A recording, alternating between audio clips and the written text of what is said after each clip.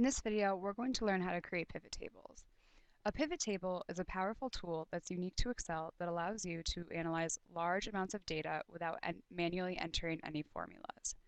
So for example, if we have this data here, and if we scroll down, this is information on bank loans from a bank for different mortgages, business loans, and refinancing loans. And if we scroll all the way to the bottom, we can see there's over 20,000 pieces of data. Rather than manually entering formulas to analyze the data, you can create a pivot table to do all the work for you.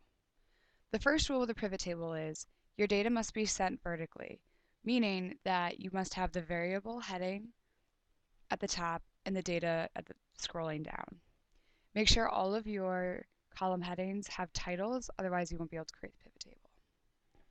So simply select all of the data, insert pivot table. This dialog box will appear asking you where you would like the pivot table to be created and from which data set. Excel is defaulted to create a pivot table in a new tab within the same spreadsheet, so you can just click OK. If you see here, you have a list of all of the variables and these 4 boxes down here.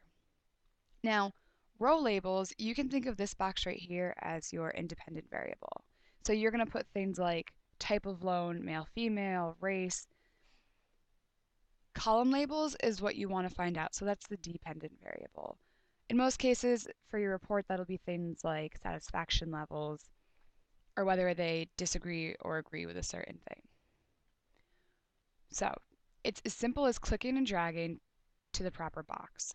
So let's say we want to find out different types of loan types. So there's business, home, refinance, and mortgage. Let's say we want to know how many loans are created in those categories, but we want to break down the information by month. So we have date loaned here, and we'll drag that into the column labels. Now, if you see, the data automatically updated as months. If we go back to our spreadsheet though, it's actually coded as dates. Let's say you have months and you would like to group them in a different fashion. So instead of months, we actually want to do it by quarters.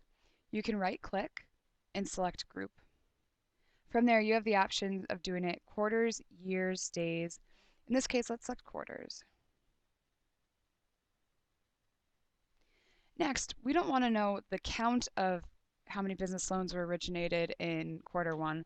We want to know the percent of business total loans originated in quarter 1. So to do so, go back to count of loans down here, click the arrow, and you want to select value field settings. Keep it as a count, and we want to show value as, and from this dropdown you have the option of percent of row total.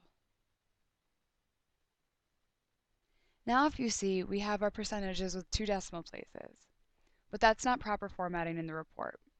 So go back to where we were, count of loans, value field settings, this time select number format.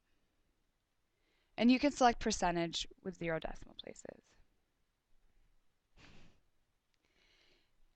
Now you have the option of filtering out all the blanks. It's as simple as filtering out data anywhere else. So just unselect blank, and this is your pivot table. So as you can see, in a few clicks, we were able to create all of this information with thousands of pieces of data without manually entering any formulas.